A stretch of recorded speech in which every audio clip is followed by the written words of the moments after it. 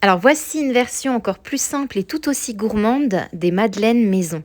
Le gâteau façon madeleine. On garde exactement le goût et le moelleux des vraies madeleines, mais en format gâteau. C'est plus rapide, c'est plus pratique et franchement, c'est tout aussi délicieux pour le goûter ou le petit déjeuner. Je commence par faire fondre 125 g de beurre coupé en petits morceaux. Une fois fondu, je le mets de côté pour qu'il refroidisse. Dans un saladier, je verse 125 g de sucre non raffiné et j'ajoute 2 gros œufs.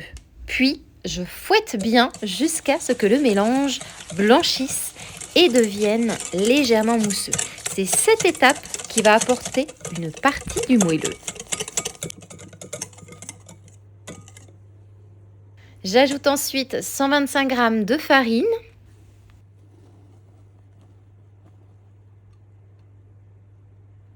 puis une cuillère à café de levure chimique et je mélange jusqu'à obtenir une pâte bien lisse sans insister inutilement.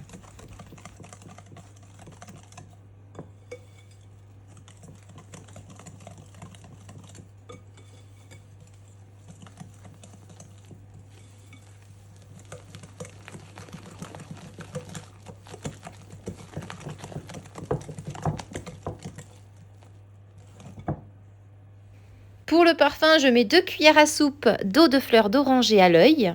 Si tu n'aimes pas la fleur d'oranger, tu peux remplacer par du zeste de citron ou alors du zeste d'orange, de la vanille, de la fève tonka ou même un mélange selon ce que tu as sous la main.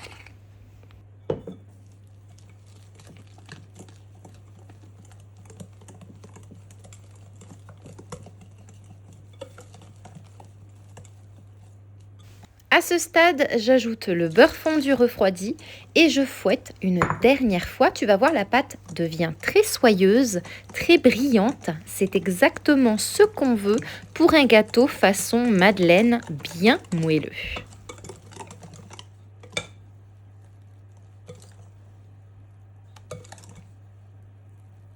Je prépare un moule de 20 cm de diamètre que je beurre et que je farine et j'y verse la pâte à gâteau dedans.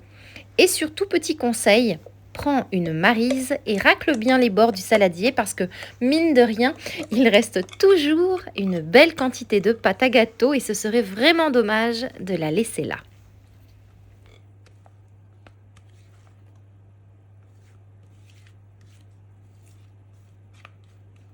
J'enfourne dans un four préchauffé à 180 degrés pour 35 minutes environ et pendant la cuisson, le gâteau va gonfler, dorer et former une jolie petite croûte sur le dessus. Une fois cuit, je démoule. Alors chez moi, la surface est un peu irrégulière parce que j'avais autre chose qui cuisait au-dessus dans le four et une feuille de papier cuisson est venue se poser dessus pendant qu'il gonflait.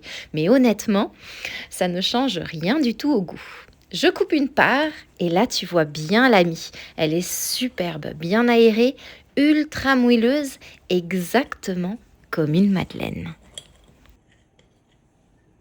Et voilà, c'est le genre de recette simple, parfaite en ce moment, avec un bon thé bien chaud ou alors un café. Et maintenant, moi, il ne me reste plus qu'à te souhaiter une délicieuse dégustation.